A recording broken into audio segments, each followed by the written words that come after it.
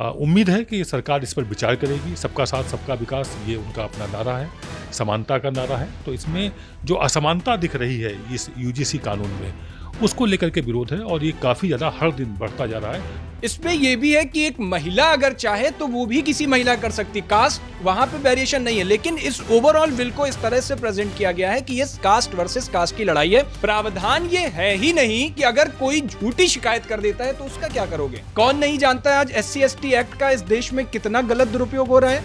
ये खुद देश की अदालतें कहती हैं।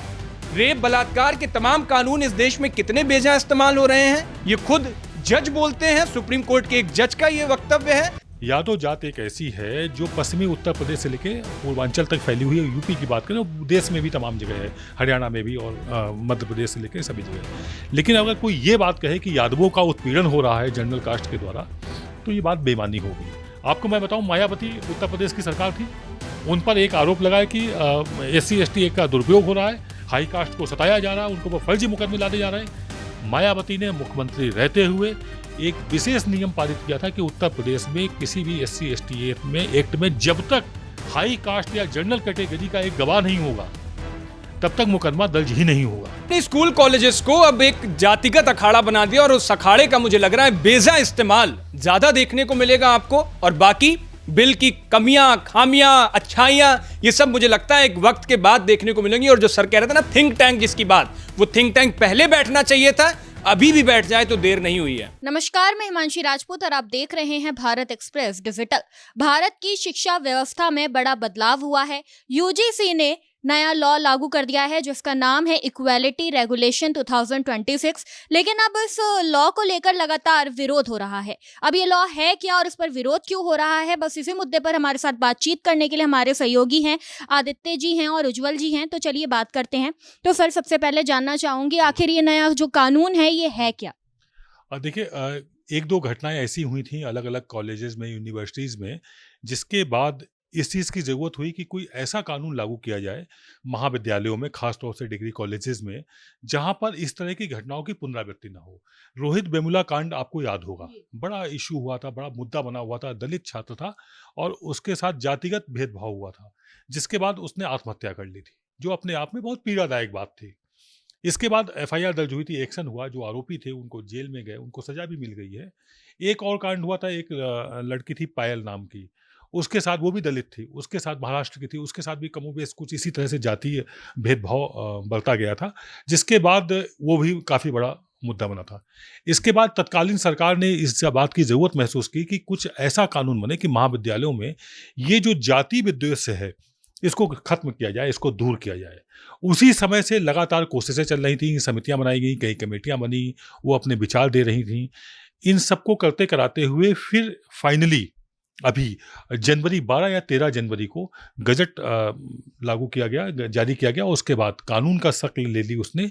अब इसमें क्या हुआ है कि जो भी SC/ST स्टूडेंट्स होंगे, OBC स्टूडेंट्स होंगे, उनकी शिकायत पर जनरल कैटेगरी के स्टूडेंट्स को सीधे सजा, उनकी गिरफ्तारी होगी, उनका रजिस्ट्रेशन हो जाएगा, जांच वाच होती रहेगी बाद में। तो ये जो एक कानून बना है, एक पक्षी कानून बना है, मतलब एक व्यापक होना चाहिए, उसमें लोच होना चाहिए, वो ना हो करके सीधे सीधे एक पक्षी कानून ये बताया जा रहा है, कहा जा रहा है, जिसके विरोध में सोशल मीडिया से लेकर के खुली सड़कों तक इसका विरोध शुरू हो गया है और ये काफ़ी ज़्यादा बड़ा स्वरूप लेता जा रहा है।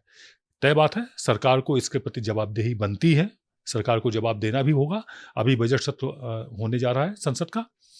उम्मीद है कि सरकार इस पर विचार करेगी। सबका साथ सबका विकास ये उनका अपना नारा है, समानता का नारा है। तो इसमें जो असमानता दिख रही है इस यूजीसी कानून में, उसको लेकर के विरोध है और ये काफ़ी ज़्यादा हर दिन बढ़ता जा रहा है, जो वाकई में देश में सामाजिक एकता को बनाए रखने में बड़ी चुनौती साबित होगा। ये विरोध हो किसकी तरफ से रहा है? जाहिर सी बात है, ये तो कहने की जरूरत ही नहीं है किसकी तरफ से हो रहा है। खैर, जब आप इस कानून को पढ़ेंगे, आप उसमें देखिए, जब गजट मैंने देखा और उसमें तमाम काफी सारी चीजें आपको समझने की पहले जरूरत है। एक सबसे पहली चीज है उसमें किन किन चीजों के आधार पर इस कानून को बनाया गया है। रिलीजन, उसमें रिलीजन को जोड़ा गया है, कास्ट को जोड़ा गया है, महिलाओं को जोड़ा गया है। अच्छा, सबसे बड़ी बात, यूजीसी के इस बिल का मतलब हम सिर्फ समझ रहे हैं कि SC, ST, OBC versus general, सवर्ण, इसमें यह भी है कि एक महिला अगर चाहे तो वो भी किसी महिला कर सकती, कास्ट वहां पे वेरिएशन नहीं है। लेकिन इस ओवरऑल बिल को इस तरह से प्रेजेंट किया गया है कि ये कास्ट वर्सेस कास्ट की लड़ाई है। इस बिल का असर यह हुआ जब ये स्कूल कॉलेजेस तक पहुंचा तो कॉलेजेस एक जातीय अखाड़े बन के सामने आ गए। अब आप देखो हर यूनिवर्सिटी में हर जगह पर इस बात की चर्चा चल रही है कि अभी तक सिर्फ विश्वविद्यालय बचे हुए थे, विद्यालय बचे हुए थे जहां पर जातीय हिंसा की चीजें अब पनपने लगी हैं। सबसे बड़ी बात इस बिल में यह है कि इस बिल में, जैसा भी सर ने कहा, प्रावधान यह है ही नहीं कि अगर कोई झूठी शिकायत कर देता है तो उसका क्या करोगे। मैं कहता हूं बिल गलत नहीं है, बिल ठीक है। अगर जिस तरीके से रोहित वेमुला, पायल तड़वी के साथ जो कुछ हुआ और उसके बाद इस कानून को बनाने की जरूरत समझी, यह कानून बना। यह कानून बनने के बाद अगर कोई दलित हो, ओबीसी हो, कोई भी किसी के खिलाफ शिकायत करता है, दोषी पाया जाता है तो तुरंत कार्रवाई करिए। और अगर शिकायत झूठी होती है तब आपने प्रावधान क्या बनाया? मुझे लगता है तब भी यही प्रावधान होना चाहिए था इस बिल में कि जो दोष सिद्ध हो जा रहा है उसके साथ अगर वो सजा मिल रही है तो जो झूठी शिकायत कर रहा है उसकी सजा भी उसी के बराबर होनी चाहिए, वो मिलनी चाहिए, जो इस बिल में अभी कानून में नहीं दिखाई दे रहा है। दूसरी सबसे बड़ी चीज, ये बिल आनन फानन में हमारे देश में क्या हुआ, कई बड़ी जब घटनाएं होती हैं तो फिर बिल तो बहुत तेजी से ला दिए जाते हैं, बिल के बाद वो कानून भी बहुत तेजी से बन जाते हैं। क्या वो कानून फिर ठीक से लागू हो पाते हैं? ऐसे कई कानूनों के उदाहरण हम समय समय पर, तमाम पत्रकार, तमाम टीवी चैनल उसके स्टिंग ऑपरेशंस भी करते हैं और हम खुद एक आम नागरिक की तरह उन कानूनों को जब बेजा इस्तेमाल होते हुए देखते हैं तब भी हमें पता है। कौन नहीं जानता है आज SC/ST एक्ट का इस देश में कितना गलत दुरुपयोग हो रहा है? ये खुद देश की अदालतें कहती हैं। रेप, बलात्कार के तमाम कानून इस देश में कितने बेजा इस्तेमाल हो रहे हैं, ये खुद जज बोलते हैं। सुप्रीम कोर्ट के एक जज का ये वक्तव्य है कि इस देश में 80% जो रेप के मुकदमे हैं वो झूठे होते हैं। तमाम बड़े वकील ये बात कहते हैं। तो बेजा इस्तेमाल कानूनों का इस देश में होता है, इसमें कोई दो राय नहीं है। लेकिन इस बिल को लेकर जब आपने कानून में तब्दील कर दिया आनन फानन में, तो इसकी पूरी प्रॉपर तरीके से लागू कराने की जिम्मेदारी भी कौन लेगा? मुझे लगता है कि यह बिल विश्वविद्यालय से ज्यादा, बच्चों को सुरक्षित करने से ज्यादा ये राजनीतिक बिल हो गया है। और इसका विरोध आप देखो खुद सरकार के लोग कर रहे हैं, तमाम बड़े पदाधिकारी, तमाम बड़े विधायक, सांसद इस बिल का विरोध कर रहे हैं। और यह बिल ओवरऑल इस तरीके से मान लिया गया कि सवर्णों के खिलाफ आया है, जबकि इस बिल को अगर ठीक से पढ़ा जाए तो इसमें तमाम ऐसी वेरिएशंस भी हैं जिनको हमें समझने की जरूरत है। वो मुझे लगता है कि सरकार की बड़ी जिम्मेदारी है कि उनके बड़े लोग सामने आए, यूजीसी के लोग सामने आए और इस बिल के ऊपर अपना क्लैरिफिकेशन दें कि हाँ, जिन जिन चीजों को लेकर सवाल उठ रहे हैं उनके खिलाफ या उन पर ये बातें हैं। सरकार की तरफ से भी कोई सामने इस तरह से आ नहीं रहा है जैसा मुझे लग रहा है अभी तक। तो जैसा कि उज्जवल जी ने बताया, इस बिल की कई खामियां इन्होंने गिनवा दी खड़े होके। आप ये बताइए इसमें क्या संशोधन कर सकते हैं? देखिए, सरकार ने एक कमेटी बनाई। कांग्रेस के वरिष्ठ नेता दिग्विजय सिंह, जो कि मध्य प्रदेश के मुख्यमंत्री भी रहे हैं और केंद्र में तमाम तरह से मंत्री भी रहे, बड़े पदों पर रहे, लंबा राजनीतिक सफर रहा है। पहले ये बिल जो था, जैसा कि उज्जवल ने बताया, कि SC/ST तक ही सीमित था, लेकिन बाद में इस बिल में OBC भी शामिल किए गए।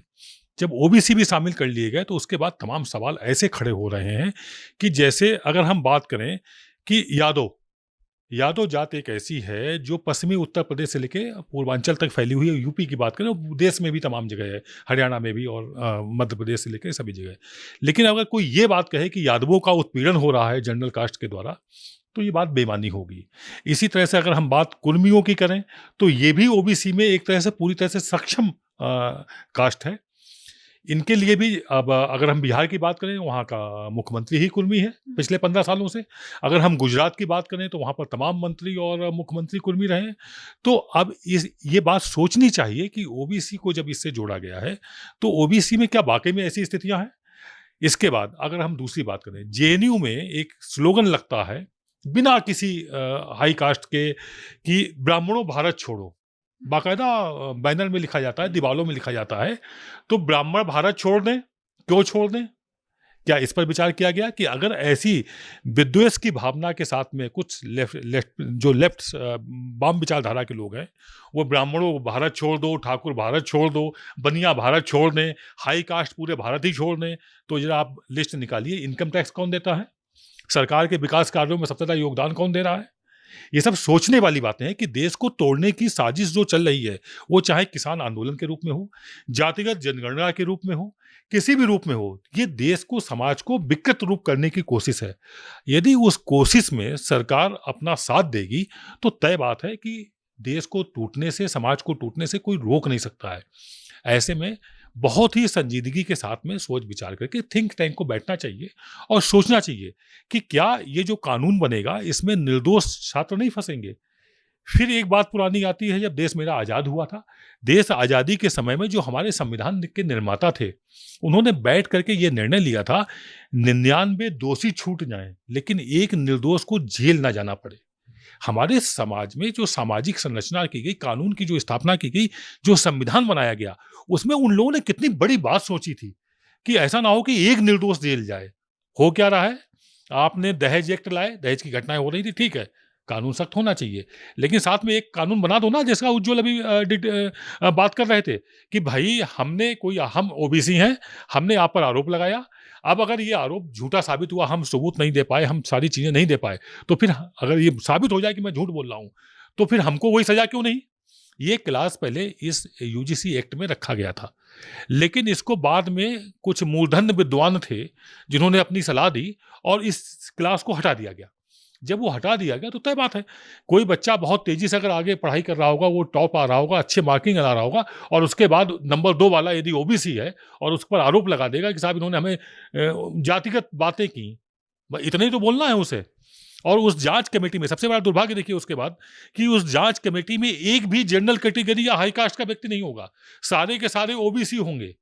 तो फिर तो तय बात है कि भेदभाव और जो द्वेष भाव के से प्रेरित होकर इसमें निशाना बनाया जाएगा, जनरल कास्ट को, हाई कास्ट को निशाना बनाया जाएगा, जो कि किस तरह का भारत तैयार होगा। आप विश्व गुरु बनने के दावा कर रहे हैं कि हम विश्व गुरु बनेंगे, हम ये हो जाएंगे, हम वो हो जाएंगे, आप क्या हो पाएंगे, ये तो वो भी जान रहे हैं। और एक चीज होती है, जब अभी जैसा उज्जवल ने कहा कि एससी एसटी एक्ट और इन सबका मिसयूज हो रहा, भरपूर मिसयूज हो रहा, 90% से 95% फर्जी मामले आते हैं, राजनीतिक कारण होते हैं, तमाम चीजें होती हैं।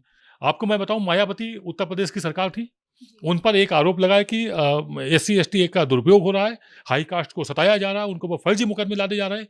मायावती ने मुख्यमंत्री रहते हुए एक विशेष नियम पारित किया था कि उत्तर प्रदेश में किसी भी एससी एसटी एक्ट में जब तक हाई कास्ट या जनरल कैटेगरी का एक गवाह नहीं होगा, तब तक मुकदमा दर्ज ही नहीं होगा। तो अगर मायावती दलित रहते हुए ये विचार रखती हैं, व्यापक सोच रखती हैं, बड़ी सोच रखती हैं, तो फिर यहाँ बैठे लोग केंद्र में देश चला रहे हैं, आप अगर संपूर्ण सोच के साथ नहीं बने, तो फिर ये आधी अधूरी चीजों से विकृत समाज होगा, बहुत रिजल्ट इसके बुरे होंगे। ये बात इन्हें समझनी होगी। अगर नहीं समझते हैं तो ये तय मान लीजिए कि आने वाले समय में जो संघर्ष शुरू होगा और कहीं वो सड़कों तक आ गया तो हालात संभलते नहीं दिखेंगे। देखिए, बिल्कुल सही बात है। इस कानून को लेकर जो निर्दोष लोग हैं उन पर कैसा असर पड़ेगा, और कई लोगों का तो ये भी कहना है कि यूनिवर्सिटी के अंदर जो है ग्लोबल रैंकिंग जो है यूनिवर्सिटी को लाना चाहिए, या फिर जो शिक्षा व्यवस्था है उसे सुधारना चाहिए। इस तरीके के कानून बनाकर सरकार एक तरीके से टाइम वेस्ट कर रही है। हिमांशी, मुंह मत खुलवाइए, जब मैं कहूंगा तो फिर लोग कहेंगे कि बोलता है। हमारे देश में कितनी यूनिवर्सिटी हैं जो ग्लोबल रैंकिंग में टॉप 10 में आती हैं? आपने उन पर कभी विचार भी नहीं किया। उज्जवल 100 में नहीं है, विश्व की 100 टॉप यूनिवर्सिटी, यही लोगों की, भारत की एक भी नहीं है, एक भी नहीं है। और आप उन यूनिवर्सिटीज को जातिगत अखाड़ा बनाने की कोशिश कर रहे हो। इस देश का सबसे बड़ा दुर्भाग्य पता है हिमांशी क्या है? यहाँ की संसद में, यहाँ की विधायिका में वो लोग बैठते हैं जिन्होंने अपने बच्चे तो विदेश भेज दिए बड़ी यूनिवर्सिटीज में पढ़ने के लिए। जो लोग खुद साक्षर दर जिनकी अगर पता लगाई जाए तो कितनी होगी, ये अच्छे से पता है, कितने पढ़े लिखे हैं। जो थिंक टैंक की जिसकी बात सर कर रहे थे ना, ये थिंक टैंक पहले क्यों नहीं बैठती है?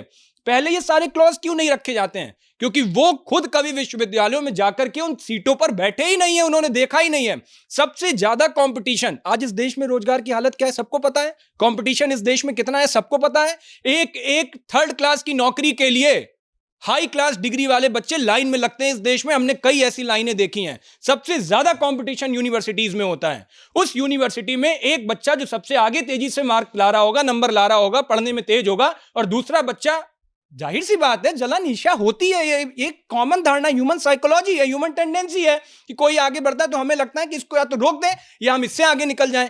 एक बच्चा जाकर के उसकी शिकायत कर देता है, उसका तो आपने करियर खत्म कर दिया। जीरो कर दिया बिल्कुल, और वो वहां से रुक गया। उसके बाद क्या होगा, इसकी जिम्मेदारी कौन लेगा? उस यूनिवर्सिटी में अच्छी पढ़ाई, अच्छे प्रोफेसर, अच्छे लोग होते, अच्छा माहौल तैयार करो, अच्छा क्रिएटिव कल्चर बनाओ वहां पे कि बच्चे आगे बढ़े और हमारा नाम हो दुनिया की उन यूनिवर्सिटीज में। जब रैंकिंग आए तो हम कह पाए हाँ आईआईटी कानपुर टॉप पे है, आईआईटी रुड़की टॉप पे है, हम कह पाए कि हमारे देश की इन इन जगहों, इन इन शहरों की यूनिवर्सिटीज टॉप पे आ रही हैं। वो नहीं आएंगी, लेकिन हमने, नेताओं ने क्या किया कि जैसे जैसे चुनाव नजदीक आते हैं, देखा कि इस जात से इतना फायदा मिल सकता है, उसके लिए कानून ला दो, कानून ला दोगे, उस पर चर्चा होगी, चर्चा होगी तो जातिगत बंटवारा हो जाएगा। अब देखो अब माहौल क्या बन रहा है। यूजीसी पे जैसे ही बात करोगे, मुझे पता है इस वीडियो को देखने के बाद तमाम लोग कहेंगे आदित्य द्विवेदी हैं इसलिए सवर्णों का पक्ष ले रहे हैं, उज्जवल मिश्रा हैं इसलिए सवर्णों का पक्ष ले रहे हैं। आदित्य द्विवेदी जब इस चैनल में इंटरव्यू देने आए होंगे तो आदित्य द्विवेदी से द्विवेदी पूछकर इनको नहीं रखा गया होगा, उज्जवल मिश्रा को मिश्रा देखकर नहीं रखा गया, हिमांशी राजपूत को राजपूत देखकर के इस चैनल में नहीं रखा गया था। इनकी अपनी काबिलियत होगी। तो आपने स्कूल कॉलेजेस को अब एक जातिगत अखाड़ा बना दिया, और उस अखाड़े का मुझे लग रहा है बेजा इस्तेमाल ज्यादा देखने को मिलेगा आपको, और बाकी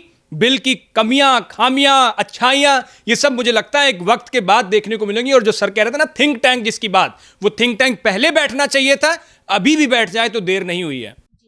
देखिए, मध्य प्रदेश से भी एक केस सामने आया था जिसमें एक आईएएस द्वारा ब्राह्मण बेटी को लेकर कुछ विवादित बयान दिए गए थे। तो स्टूडेंट्स के बीच में तो बहुत नॉर्मल हो जाता है, जब आईएएस की पोस्ट पर रह के कोई ऐसी बात बोल सकता है तो स्टूडेंट्स के बीच में तो मजाक मस्ती में भी ये चलता है, तो उस पर कानून बना देना, क्या लगता है? देखो, इसमें क्या है कि जैसे जिस आईएएस की आप बात कर रही हैं, आईएएस को देश का सर्वश्रेष्ठ दिमाग माना जाता है। वो देश को चलाने का काम करते हैं, पॉलिसीज तय करते हैं। यदि उनकी दूषित मानसिकता इतनी हो सकती है तो आप अंदाज़ा लगाइए, स्टूडेंट्स तो अभी नए नए बच्चे ही होते हैं, वो पौधे से पेड़ का रूप ले रहे होते हैं। तो अगर उन जब यह कानून आ जाएगा, कानून आने के बाद विद्वेष फैलने वाली जब बातें होंगी और राजनीति के लिए ये सब चीज़ें की जाएंगी, तो तय बात है कि उसका बेजा इस्तेमाल तो होगा ही होगा। यहाँ पर एक चीज़ और बताना चाहेंगे हम आपको कि जैसे बसपा ने जब अपनी राजनीति शुरू की थी, तब वहाँ पर नारे लगते थे कि ब्राह्मण, क्षत्रिय, वैश्य और कास्ट के खिलाफ, हाई कास्ट, हाँ, सवर्ण के लिए स्पेशली इनके मारो जूते चार, इस तरह से एक स्लोगन इन्होंने बनाया हुआ था।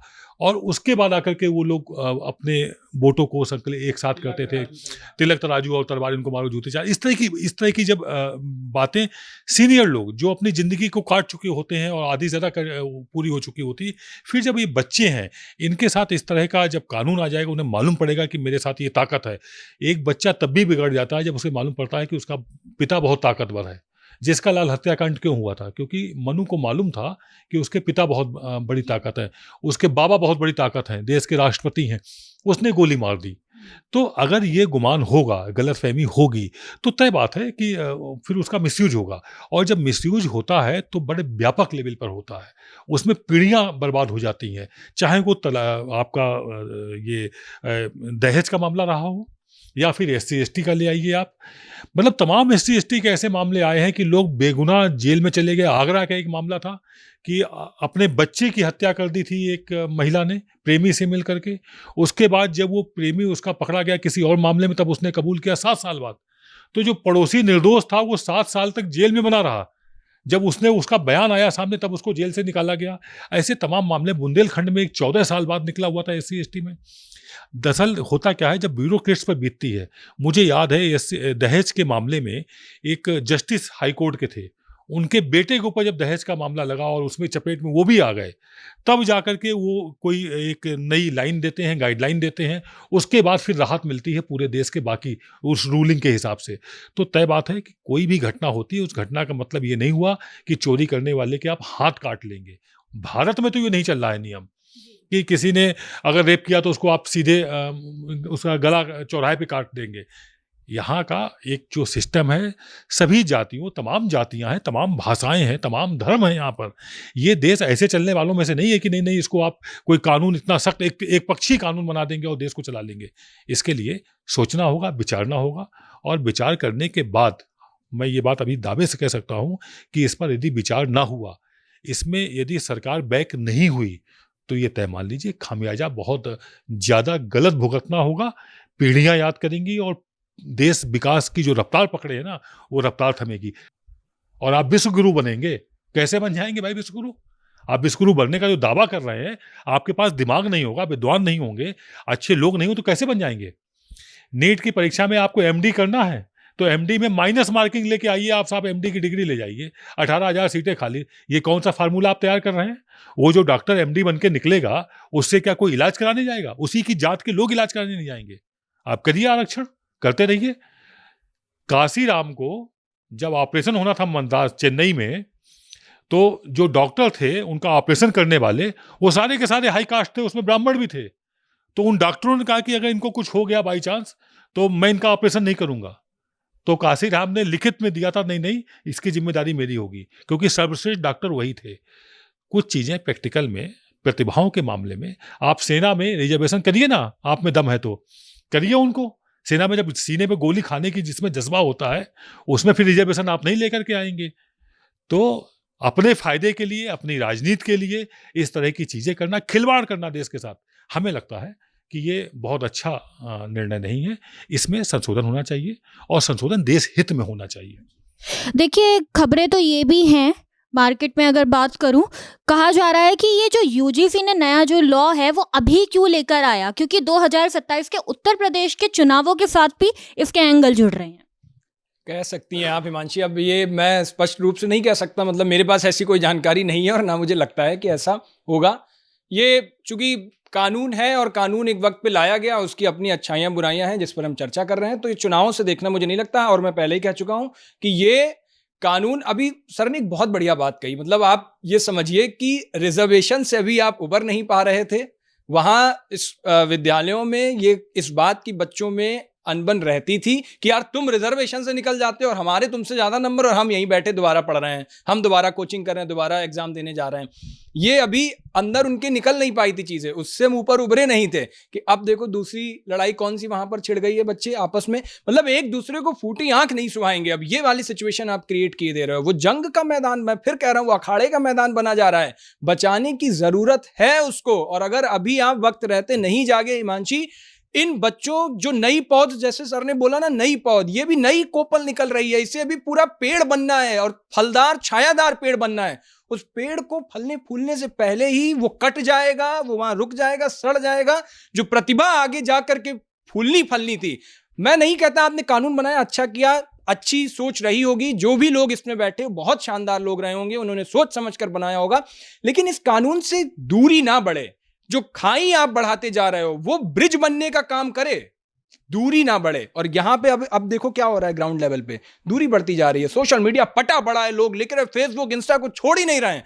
अलग अलग सवर्ण अपने लिए लिखते हैं, SC ST OBC अपने लिए लिखता है, और दोनों जातियों के बीच कहां हम कह रहे थे कि ना बटेंगे ना कटेंगे, और कहां हम आ गए हैं इन खाइयों पर बटने लगे हैं कि हिंदू में ही इतनी तमाम जातियां बटने लगी हैं। तो मुझे लगता है कि एक अच्छा समाज बनाने की जरूरत है, और हम और आप सब मिलजुल कर रहे हैं। कॉलेज में बच्चे कितने बढ़िया लगते हैं, एक सीट पर बैठते हैं, एक पूरा ऐसा गुलदस्ता बनता है जो अलग अलग फूलों से है। वो समाज बनाने की कोशिश है, और मैं नेताओं से भी अपील करना चाहूंगा, ऐसे कानून बेजा मत लाइए, ऐसे बिल बेजा मत लाइए जिनसे इन जैसी बहसों पर हमें और आपको खड़ा होना पड़ रहा है और ये बोलना पड़ रहा है। और समाज में जो ग्राउंड लेवल पर हो रहा है वो तो हम सब आप वीडियो और उसके सोशल मीडिया पर देख ही रहे हैं। तो कुल मिला के यूजीसी की तरफ से कहा जा रहा है कि इस कानून के माध्यम से हम भेदभाव खत्म कर रहे हैं, लेकिन वहीं जो आलोचक है वो ये कह रहे हैं कि इस कानून के माध्यम से संतुलन बिगड़ जाएगा। अब देखना ये होगा कि आगे इस मुद्दे पर क्या कुछ होता है। देखते रहिए भारत एक्सप्रेस। नमस्कार।